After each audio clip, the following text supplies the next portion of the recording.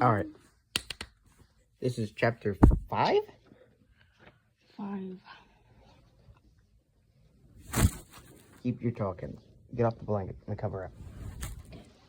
There we go. Fatty. Chapter 5, Phone Booth. Jack parked the Volkswagen in front of the Rexall in the Table Mesa shopping center and let the engine die. He wondered again if he shouldn't go ahead and get the fuel pump replaced. He told himself again that they couldn't afford it. If the little car could keep running until November, it could retire with full honors anyway. By November, the snow up there in the mountains would be higher than the Beetle's roof. Maybe higher than 3 Beetles stacked on top of each other. I want you to stay in the car, Doc. I'll bring you a candy bar. Why can't I come in? I have to make a phone call. It's private stuff. Is that why you didn't make it at home? Check. Wendy had insisted on a phone in spite of their unraveling finances. She'd argued that with a small child, especially a boy like Danny, who sometimes suffered from fainting spells, they couldn't afford not to have one. So Jack had forked over the $30 installation fee, bad enough, and a $90 security deposit, which really hurt. And so far the phone had been mute, except for 2 wrong numbers. Can I have a Baby Ruth, Daddy? Yes, you sit still and don't play with the gear shift, right? Right, I'll look at the maps. You do that. As Jack got out, Danny opened the bug skull box and took out the 5 battered gas station maps. Colorado, Nebraska, Utah, Wyoming, New Mexico. He loved road maps. Loved to trace where the roads went with his finger. As far as he was concerned, new maps were the best part of moving west. Jack went to the drugstore counter, got Danny's candy bar, a newspaper, and a copy of October's Winter Digest. He gave the girl a 5 and asked for his change in quarters. With the silver in his hand, he walked over to the telephone booth by the key-making machine and slipped inside. From here, he could see Danny and the bug through 3 sets of glass. The boy's head was bent studiously over his maps. Jack felt a wave of nearly desperate love for the boy. The emotion showed on his face as a stony grimness. He supposed he could have made this obligatory thank you call to Al from home. He certainly wasn't going to say anything Wendy would object to. It was his pride that said no. These days he almost always listened to what his pride told him to do, because along with his wife and son, $600 in a checking account, and one weary 1968 Volkswagen, his pride was all that was left. The only thing that was his, even the checking account, was joint. A year ago, he had been teaching English in one of the finest prep schools in New England. There had been friends, although not exactly the same ones he'd had before going on the wagon, some laughs. Fellow faculty members who admired his deft touch in the classroom and his private dedication to writing. Things had been very good 6 months ago. All at once there was enough money left over at the end of each 2-weekday pay period to start a little savings account. In his drinking days, there had never been a penny left over, even though Al Shockley had stood a great many of the rounds. He and Wendy had begun to talk cautiously about finding a house and making a down payment in a year or so. A farmhouse in the country takes 6 or 8 years to renovate it completely. What the hell, they were young, they had time. Then he had lost his temper. George Hatfield. The smell of hope had turned to the smell of old leather in Cromart's office, the whole thing like some scene from his own play. The old prints of previous Stovington headmasters on the wall, steel engravings of the school, as it had been in 1879 when it was first built, and in 1895, when Vanderbilt money had enabled them to build the field house that stood at the west end of the soccer field, squat, immense, dressed in ivy. April ivy had been rustling around Cromart's slit window, and the drowsy sound of steam heat came from the radiator. It was no set, he remembered thinking. It was real life, his life. How could he have fucked it up so badly? This is a serious situation, Jack. Terribly serious. The board has asked me to convey its decision to you. The board wanted Jack's resignation, and Jack had given it to them under different circumstances. He would have gotten tenure that June. What had followed that interview in Cromart's office had been the darkest, most dreadful night of his life. The wanting, the needing to get drunk had never been so bad. His hands shook. He knocked things over, and he kept wanting to take it out on Wendy and Danny. His temper was like a vicious animal on a frayed leash. He had left the house in terror that he might strike them, had ended up outside a bar, and the only thing that had kept him from going in was the knowledge that if he did, Wendy would leave him at last and take Danny with her. He would be dead from the day they left. Instead of going into the bar where dark shadows sat sampling the tasty waters of oblivion, he had gone to Al Shockley's house. The board's vote had been 6-1. Al had been the one. Now he dialed the operator, and she told him that for $1.85 he could be put in touch with Al 2,000 miles away for 3 minutes. Time is relative, baby, he thought, and stuck in 8 quarters. Faintly he could hear the electronic boops and beeps of his connection sniffing its way eastward. Al's father had been Arthur Longley Shockley, the Steel Baron. He had left his only son, Albert, a fortune and a huge range of investments and directorships and chairs on various boards. One of these had been on the board of directors for Stovington Preparatory Academy, the old man's favorite charity. Both Arthur and Albert were alumni, and Al lived in Bear, close enough to take a personal interest in the school's affairs. For several years, Al had been Stovington's tennis coach. Jack and Al had become friends in a completely natural and incoincidental way. The many school and faculty functions they attended together, they were always the 2 drunkest people there. Shockley was separated from his wife, and Jack's own marriage was skidding slowly downhill, although he still loved Wendy, and had promised sincerely and frequently to reform for her sake and for baby Danny's. The 2 of them went on from many faculty parties, hitting the bars until they closed, then stopping at some mom-and-pop stores for a case of beer they would drink parked at the end of some back road. There were mornings when Jack would stumble into their leased house with dawn seeping into the sky and find Wendy and the baby asleep on the couch. Danny always on the inside, a tiny fist curled under the shelf of Wendy's jaw. He would look at them, and the self-loathing would come back up his throat in a bitter wave, even stronger than the taste of beer and cigarettes and martinis, Martians, as Al called them. Those were the times that his mind would turn thoughtfully and sanely to the gun or the rope or the razor blade. If the bender had occurred on a weeknight, he would sleep for 3 hours, get up, dress, chew 4 Excedrins, and go off to teach at 9 o'clock. American poets, still drunk. Good morning, kids. Today the red-eyed wonder is going to tell you about how Longfellow, his wife in the big fire. He hadn't believed he was an alcoholic. Jack thought as Al's telephone began ringing in his ear.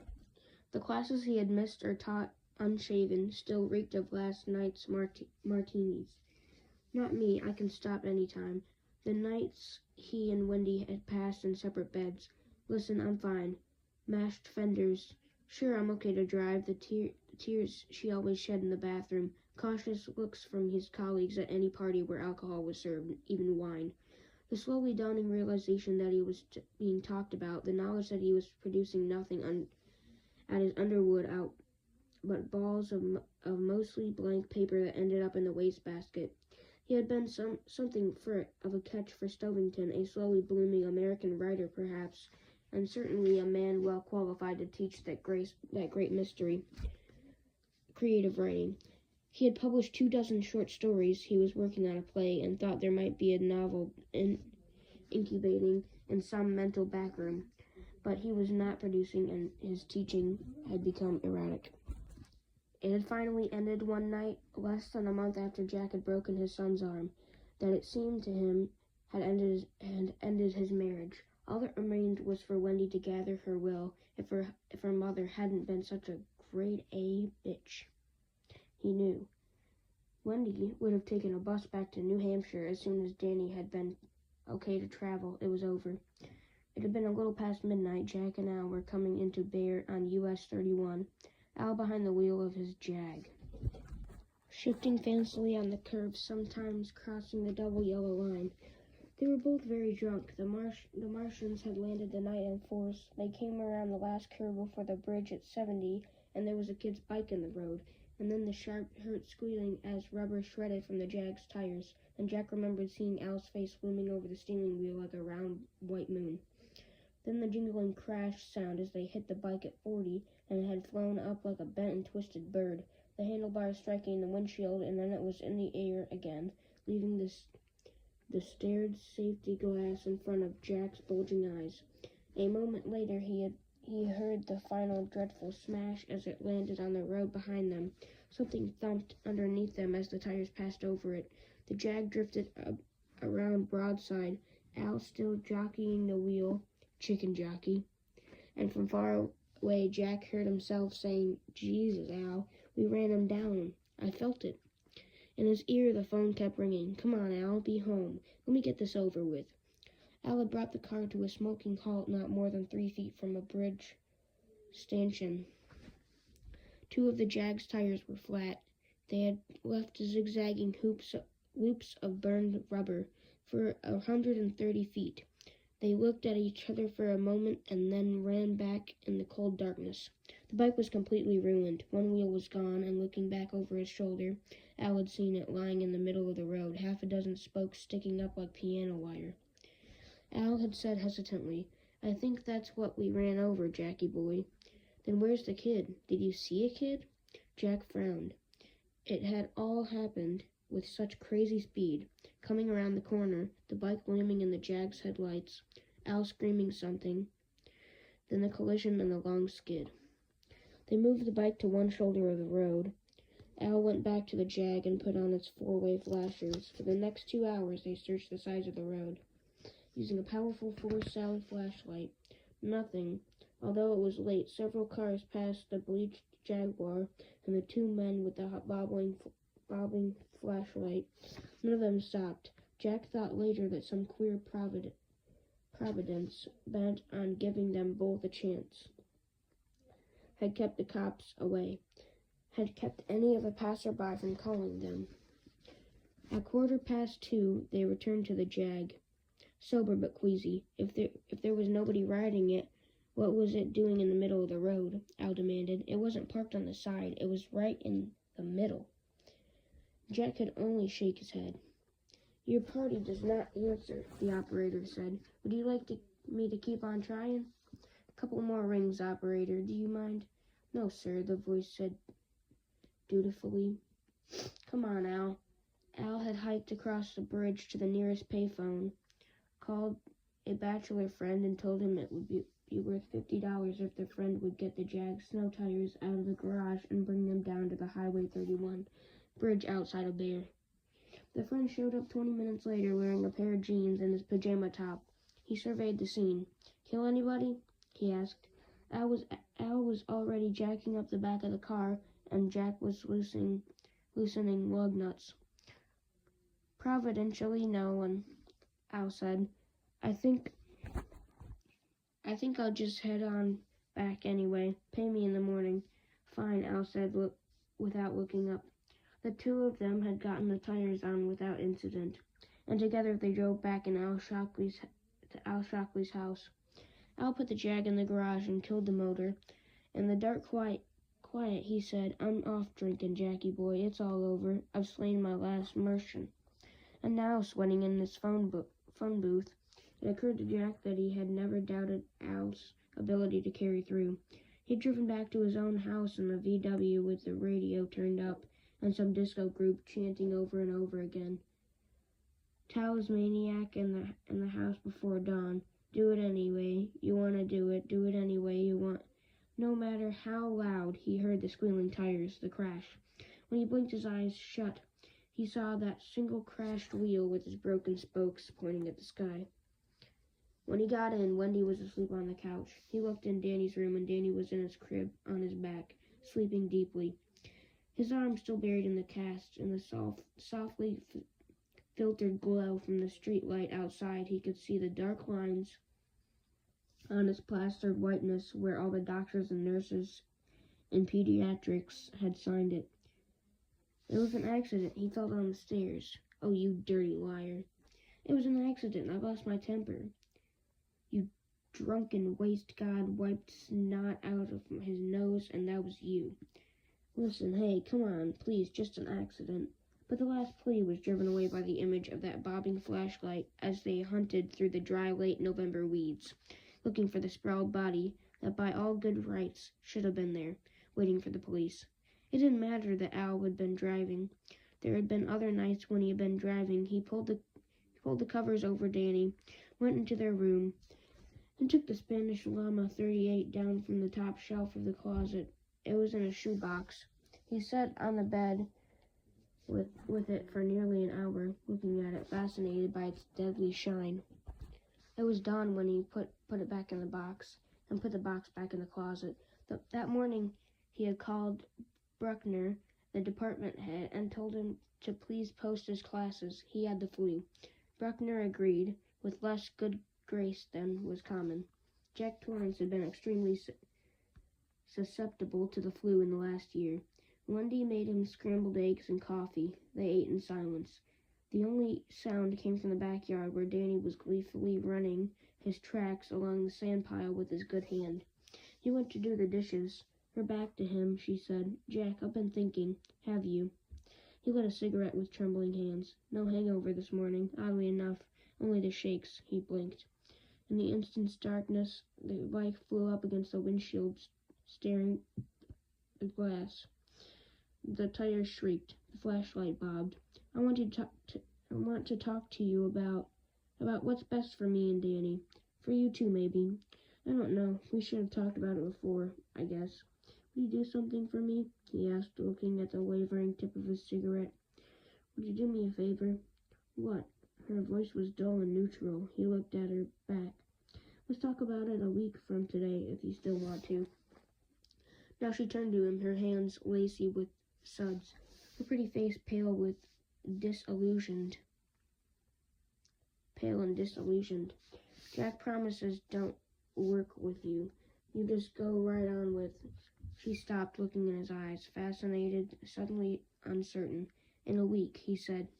His voice had lost all its strength and dropped to a whisper. Please, I'm not promising anything. If you still want to talk, then we'll talk. About anything you want. They looked across the sunny kitchen at each other for a long time. When she turned back to the dishes without saying anything more, he began to shudder. God, he needed a drink. Just a little pick-me-up to put things in their true perspective. Danny said he dreamed you had a car accident, she said abruptly. He has funny dreams sometimes. He said it this morning when I got him dressed. Did you, Jack? Did you have an accident? No. By noon, the craving for a drink had become a low-grade fever. He went to Al's. You dry? Al asked before letting him in. Al looked horrible. Bone dry. You look like Lon Chaney in the Phantom of the Opera. Come in. They played two-handed whist all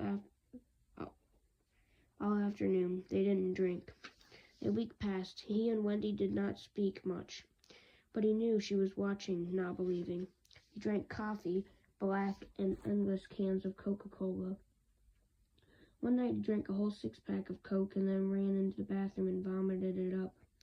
The level of the bottles in the liquor cabinet did not go down. After his classes, he went over to Al Shockley's. She hated Al Shockley worse than she ever hated anyone. And when he came home, she would swear she smelled scotch or gin on his breath. But he would talk lucidly to her before supper, drink coffee, play with Danny after supper, sharing a Coke with him, read him a bedtime story, and then sit and correct themes with cup after cup of black coffee by his hand, and she would have to admit to herself that she had been wrong. Weeks passed, and the unspoken word retreated further from the back of her lips. Jack sensed its retirement, but knew it would retire completely. Things began to get a little easier. Then George Hatfield. He had lost his temper again, this time stone sober. Sir, your party still doesn't... Hello? Al's voice out of breath. Go ahead, the operator said dourly. Al, this is Jack Torrance. Jackie boy. Genuine pleasure. How are you? Good, I just called to say thanks. I got the job. It's perfect. If I can't finish that play, snowed in all winter, I'll never finish it. You'll finish. How are things? Jack asked hesitantly. Dry, Al responded. You? As a bone. Miss it much? Every day. Al laughed. I know that scene, but I don't know how you stayed dry after that Hatfield thing, Jack. That was above and beyond. I really messed things up for myself, he said evenly. Oh, heck, I'll have the board around by spring. Effinger's already saying they might have been too hasty. And if that play comes to something... Yes, listen, my boy's out in the car, Al. He looks like he might be getting restless. Sure, understand. You have a good winter up there, Jack. Glad to help. Thanks again, Al. He hung up. Closed his eyes in the hot booth, and again saw the crashing bike, the bobbing flashlight. There had been a squib in the paper the next day, no more than a space filler, really, but the owner had not been named. Why it had been out there in the night would always be a mystery to them, and perhaps that was as it should be. He went back out to the car and gave Danny his slightly melted baby Ruth. Daddy, what, Doc? Danny seemed hesitated, looking at his father's abstracted face. When I was waiting for you to come back from that hotel, I had a bad dream. Do you remember? When I fell asleep? Mm-hmm. But it was no good. Daddy's mind was someplace else, not with him, thinking about the bad things again. I dreamed that you hurt me, Daddy. What was that dream, Doc? Nothing, Danny said as they pulled out into the parking lot, put the maps back into the glove compartment. You sure? Yes. Jack gave his son a faint, troubled glance, and then his mind turned to his play.